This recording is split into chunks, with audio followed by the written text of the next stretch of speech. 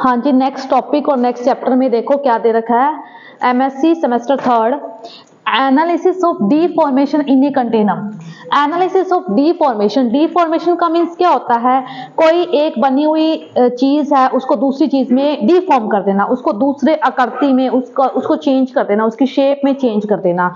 डीफॉर्म्स का मतलब क्या होता है, ठीक है, किसका डिफॉर्मेशन करना है, मतलब एनालिसिस ऑफ डिफॉर्मेशन। एक कंटेनर के अंदर जब कोई एक चीज दूसरी चीज में जब कोई एक कण दूसरी चीज में परिवर्तित होता है तो उसको वो कैसे परिवर्तित होता है, उसके क्या क्या किस किस में चेंजेस आते हैं। मतलब जैसे मान लो कोई लोहे की गेंद है मेरे पास, है ना, उसका मैंने टेम्परेचर बढ़ाया तो उसकी शेप चेंज हो गई, ठीक है। तो इन सब में क्या चेंजेस हुआ, यानी कि उस लोहे की बॉल की डेंसिटी में क्या चेंज हुआ, उसकी एनर्जी में क्या चेंज हुआ, उसके टेम्परेचर में क्या चेंज हुआ, ठीक है, और उसकी मूवमेंट में क्या चेंज हुआ, उसकी डायरेक्शन में क्या चेंज हुआ। तो इन सब चीजों का जो एनालिसिस है वो हम इस चैप्टर में करेंगे।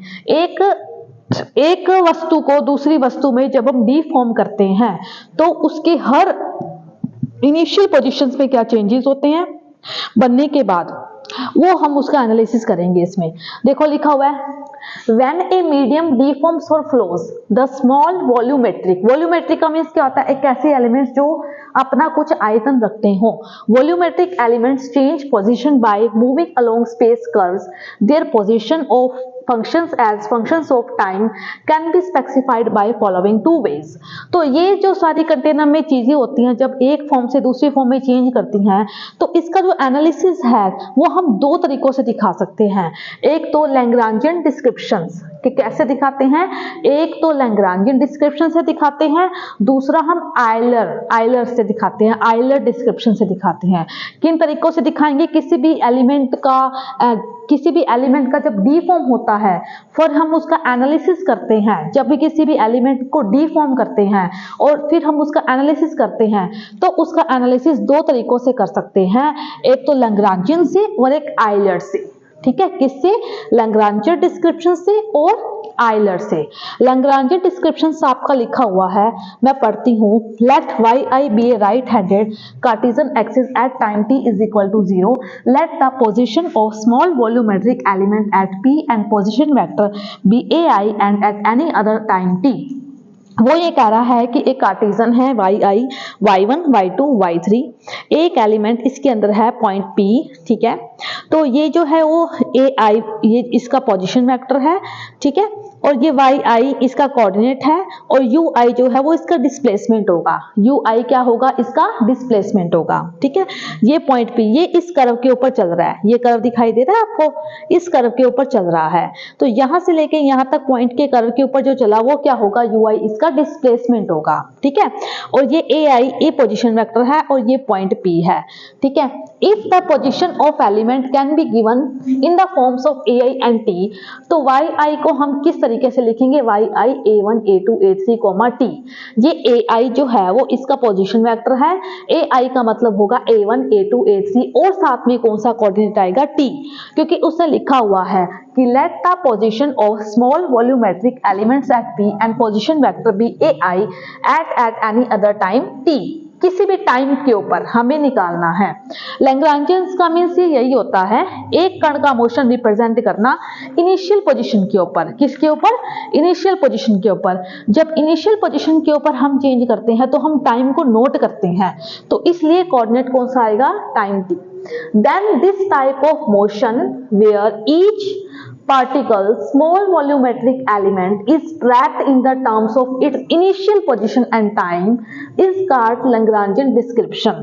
तो क्या कहलाता है, Lagrangian description कहलाता है। जब कोई भी कण अपनी स्थिति को बदले तो उसकी इनिशियल पोजीशन का एनालिसिस करना किस में आएगा, लैग्रांजियन डिस्क्रिप्शन। इनिशियल का मीन्स क्या होता है, इनिशियल का मीन्स होता है उसकी पहले वाली पोजीशन का मतलब रिप्रेजेंट करना या उसका एनालिसिस करना, पहले इनिशियल, ठीक है। तो ui is equal to yi minus ai, इस डायग्राम से भी देख सकते हो आप, ui is equal to yi minus ai। ui is equal to ui a1 a2 a3 t।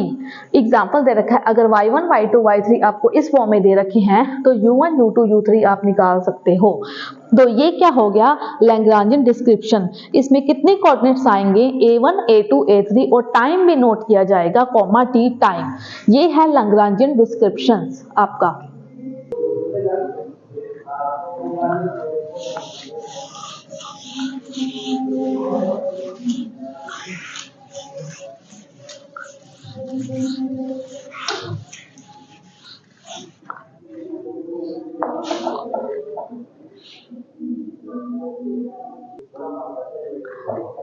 हाँ जी, दूसरी तरह का डिस्क्रिप्शन है आइलेरियन डिस्क्रिप्शन। पहली तरह का कौन सा था, लैग्रांजियन डिस्क्रिप्शन, और दूसरी तरह का डिस्क्रिप्शन है आइलेरियन डिस्क्रिप्शन।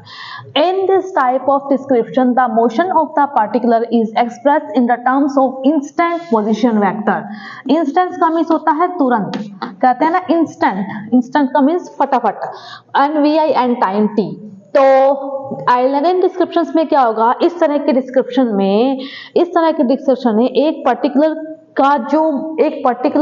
पार्टिकल्स का जो मोशन है वो किस तरह से एक्सप्रेस किया जाएगा, यानी कि एक कण जो है वो यहाँ पे था, जैसे ही वो दूसरे पे पहुंचा, एक कदम उसने आगे बढ़ाया, तो उसका जो एनालिसिस है वो किसके अंदर किया जाएगा, आइलेरियन डिस्क्रिप्शन के अंदर किया जाएगा। यानी कि अगर अपने एक कदम से दूसरा कदम आगे बढ़ाएं तुरंत, इंस्टेंट का मीन्स होता है तुरंत, और लैग्रांजियंस में क्या था, इनिशियल पोजीशन का डिस्क्रिप्शन करना है, और इसमें आइलेरियंस में क्या होगा, जब एक कण अपनी स्थिति बदलेगा तो उसी टाइम तुरंत इंस्टेंट पोजीशन वेक्टर उसका एनालिसिस किया जाएगा, किसके अंदर, आइलेरियन डिस्क्रिप्शंस के अंदर। और ui क्या होगा, y1 y2 y3 t। लेकिन लैग्रांजियन में क्या होता है, ui is equal to ui a1 a2 a3 t। फर्क तो इतना है, ठीक है। लैग्रांजियंस में होता है इनिशियल और आइलेरियंस में होता है इंस्टेंट पोजीशन वेक्टर होगा, ठीक है।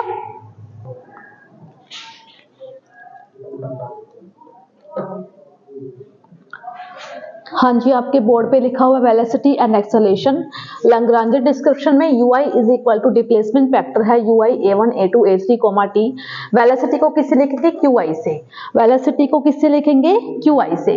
a1 a2 a3 t is equal to del ui upon में del t a1 a2 a3, इसको क्या लिख दिया मैंने, qi, ठीक है।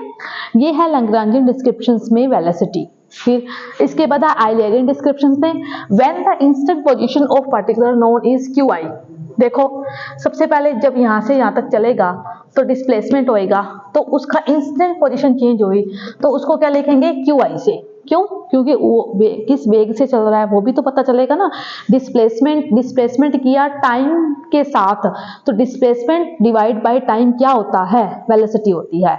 qi is equal to qi y1 y2 y3 t। Eulerian में क्या होता है, y1 y2 y3 t।